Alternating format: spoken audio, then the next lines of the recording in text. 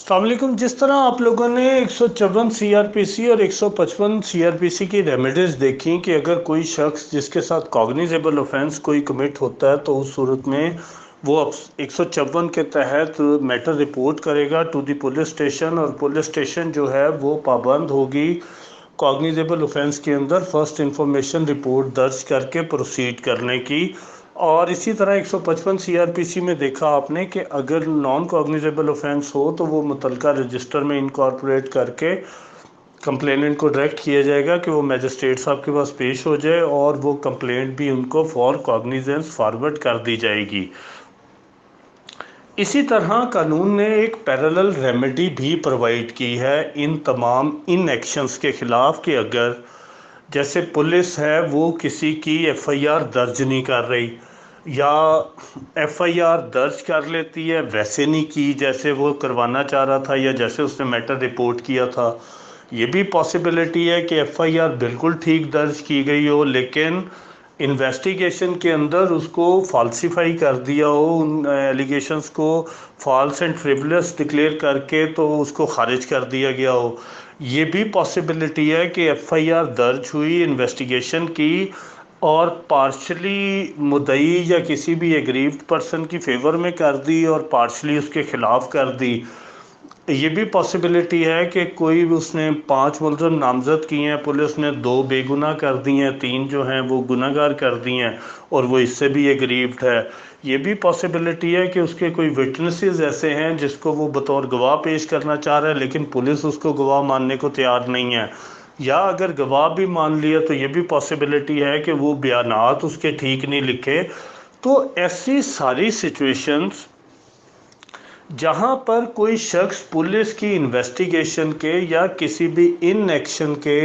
Against aggrieved feel करता है, चाहे वो ऑफेंस कॉग्निजेबल हो या नॉन कॉग्निजेबल हो, तो कानून ने एक रेमेडी पैरेलल प्रोवाइड कर दी ऐसे एग्रीव्ड बंदे को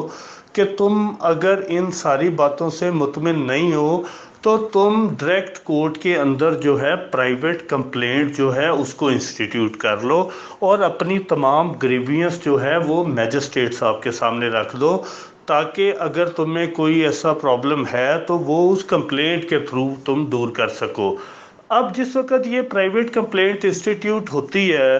तो इसमें भी चाहे सेशन ट्रायल की प्राइवेट कंप्लेंट हो या मैजिस्टेरियल प्राइवेट कंप्लेंट हो ऑफेंस वाइज, दोनों सूरतों के अंदर इंस्टीट्यूट ये मैजिस्टेरियल कोर्ट के अंदर ही होगी।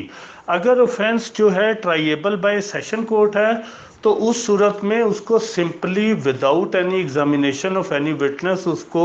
ट्रांसमिट कर दिया जाएगा under section 190 to the session court, जिस पे वो खुद फर्दर प्रोसीड करेंगे। और अगर ऑफेंस जो है वो ट्राइएबल बाय मैजिस्ट्रियल कोर्ट ही है तो उस सूरत के अंदर सेक्शन 200 के अंदर इसका प्रोसीजर जो है वो एक्सप्लेन किया गया है। ये एक बात इसके अंदर और इम्पॉर्टेंट है कि ये जो प्राइवेट कंप्लेंट है ये फ़ाइल की जा सकती है इवन थ्रू लॉयर, और जिस वक्त ये थ्रू लॉयर इंस्टीट्यूट की जाती है उसके बावजूद जिस दिन प्राइवेट कंप्लेंट जो है उसको इंस्टीट्यूट किया जाएगा, जिस कंप्लेनेंट ने वो इंस्टीट्यूट की है उसका अदालत में होना मस्ट है, मैंडेटरी है, ज़रूरी है। और प्राइवेट कंप्लेंट इंस्टीट्यूट होने के फ़ौरन बाद सबसे पहला काम ये करेगी कोर्ट, क्योंकि उसमें वर्ड एट वंस यूज़ हुआ है सेक्शन 200 में। सबसे पहला काम कोर्ट ये करेगी कि प्राइवेट कंप्लेंट जो कंप्लेनेंट है उसको ऑन ओथ फ़ौरन रिकॉर्ड किया जाएगा और उससे पूछा जाएगा कि आप क्या कहते हैं। वो अपने जितने भी एलिगेशंस बताएगा प्राइवेट कंप्लेंट के और क्या ग्रीवियंस है जिसकी वजह से वो प्राइवेट कंप्लेंट में आया, ये सारी बातें इन राइटिंग तहरीर करेगी कोर्ट और ये ऑन ओथ स्टेटमेंट होगी। उसके बाद जिस वक्त वो सारी तहरीर लिख ली जाएगी तो उसके बाद कोर्ट जो है उसको पढ़कर सुनाएगी कि तुमने ये बयान दिया है, और वही 154 वाला प्रोसीजर होगा कि इसके ऊपर वो बयान सुनने के बाद अपना अंगूठा लगाएगा, दस्तखत करेगा, वट एवर जो भी वो करता है اس کو انڈورس کرے گا اپنے سگنیچرز کے ساتھ، اور پھر اس بیان کو میجسٹریٹ صاحب بھی جو ہیں وہ سائن کریں گے۔ تو اس طرح جو پرائیویٹ کمپلینٹ ہے یہ انسٹیٹیوٹ ہوگی۔ اسی کے اندر آپ دیکھیں گے کہ اگر جیسے 192 کے CRPC کے تحت اگر اوفینس جو ہے کسی اور کا کورٹ کا ٹرائیبل ہے، جس میں سیشن جج صاحب کو بھی یہ پاور ہے کہ وہ کسی بھی میجسٹریٹ سے ایک ڈسٹرکٹ کے اندر دوسرے ڈسٹرکٹ کے اندر کیس ٹرانسفر کر سکتے ہیں۔ اگر وہ کسی اور کا ٹرائیبل ہے تو اس صورت کے اندر وہ 192 والا پروسیجر یہاں پہ بھی اپلائی کرے گا کہ وہ ٹرانسمٹ کی جا سکتی ہے۔ ایک اس میں جو سیکشن AA آپ کو ملے گا سیکشن 200 میں، وہ یہ ہے کہ بعض جو اوفینسز ہیں جس کے اندر جو ہے میٹر پولیس کو رپورٹ نہیں ہوتا، کوگنیزیبل اوفینس کے علاوہ جتنے نان کوگنیزیبل اوفینسز ہیں، لائک کوئی محکمہ محکمہ کمپلینٹ کرتا ہے، جیسے آپ لیبر ڈپارٹمنٹ دیکھ لیں، جیسے آپ ایکسائز ڈپارٹمنٹ دیکھ لیں، یا آپ فوڈ ڈپارٹمنٹ دیکھ لیں، ان ساروں کی جو کمپلینٹ ہے وہ اگر کورٹ کے اندر ڈائریکٹ انسٹیٹیوٹ ہوتی ہے تو یہ ان لوگوں کو ایگزیمپشن دے رہا ہے کہ پبلک سرونٹ کا اگر in discharge of the official duty کسی قسم کی کوئی کمپلینٹ ہے نان کوگنیزیبل اوفینس میں، تو وہ کہتے ہیں جیسے سیکشن 200 کلاس A کے اندر یہ ریکوائرمنٹ ہے کہ اون اوتھ فوراً کمپلیننٹ کو فوراً ریکارڈ کرنا ہے اس کا سٹیٹمنٹ، لیکن پبلک سرونٹ اگر in discharge of the official duty کوئی ایسی کمپلینٹ دائر کرتا ہے نان کوگنیزیبل اوفینس کی، تو AA سیکشن یہ کہتا ہے کہ اس صورت میں ضروری نہیں ہے کہ پبلک سرونٹ جو ہے اس کا اون اوتھ سٹیٹمنٹ ریکارڈ کیا جائے۔ اسی طرح اس کا جو C سیکشن ہے اس کے اندر یہ بات لکھی ہے کہ اگر 192 کے تحت کسی نے کیس ایک میجسٹیریل کورٹ سے دوسری میجسٹیریل کورٹ کے اندر ٹرانسفر کر دیا اور کمپلیننٹ کا بیان پہلے ہی ریکارڈ ہو چکا ہے،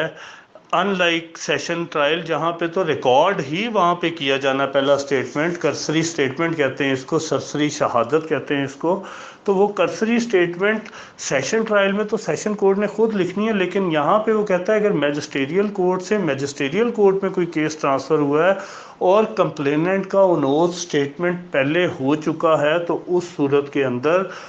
دوبارہ کمپلیننٹ کا اونوتھ سٹیٹمنٹ ریکارڈ کرنے کی ضرورت نہیں ہے۔ اس کے بعد آپ کا جو سیکشن 201 ہے وہ یہ کہتا ہے کہ بعض دفعہ اگر میجسٹریٹ ہے اس کی کورٹ میں پرائیویٹ کمپلینٹ انسٹیٹیوٹ تو کر دی جاتی ہے، لیکن بعد میں یہ ریویل ہوتی ہے بات کہ یہ اوفینس ان کا ٹرائیبل نہیں ہے یا کمپلینٹ یہاں پہ انسٹیٹیوٹ ہی نہیں ہو سکتی تھی، لائک کہ لاہور کے اندر اوکاڑا کے اوفینس کی یا جو ہے وہ اوکاڑا کے کسی ٹیریٹوریل جوریسڈکشن کی پرائیویٹ کمپلینٹ دائر ہو گئی ہے، تو اس صورت کے اندر سیکشن 201 جو ہے وہ یہ ریمیڈی دے رہا ہے کہ اس صورت میں وہ پرائیویٹ کمپلینٹ جو ہے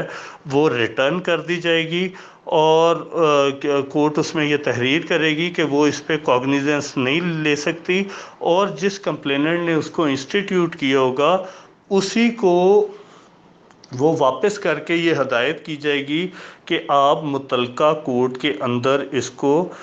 جو ہے وہ انسٹیٹیوٹ کریں، اور اگر وہ ان رائٹنگ کمپلینٹ نہیں ہوگی تو اس صورت میں اس کو زبانی ہی یہ بات کہہ دی جائے گی کہ تم جا کے متعلقہ عدالت کے اندر اپنی کمپلینٹ جو ہے اس کو انسٹیٹیوٹ کرو۔ تو یہ آپ کا ایک پرائیویٹ کمپلینٹ کی انسٹیٹیوشن، اس کے فرسٹ ڈیٹ پہ جو ایگزامینیشن ہوگی کمپلیننٹ کی وہ مینڈیٹری ہے، اور اگر پبلک سرونٹ کی طرف سے دائر کی گئی ہے تو اس صورت میں اوتھ لینا اس کو ضروری نہیں ہے، نہ ہی پبلک سرونٹ کی پرسنل اٹینڈنس ضروری ہے، اور لاسٹلی یہ کہ اگر پرائیویٹ کمپلینٹ انسٹیٹیوٹ کی گئی ہے اور انسٹیٹیوٹ کے بعد کورٹ ریئلائز کرتی ہے کہ یہ اوفینس کی وہ کوگنیزنس نہیں لے سکتی کسی بھی سینس میں، تو اس صورت میں اس کو سیکشن 201 کے تحت ریٹرن کر دیا جائے گا with direction to file it before the proper court.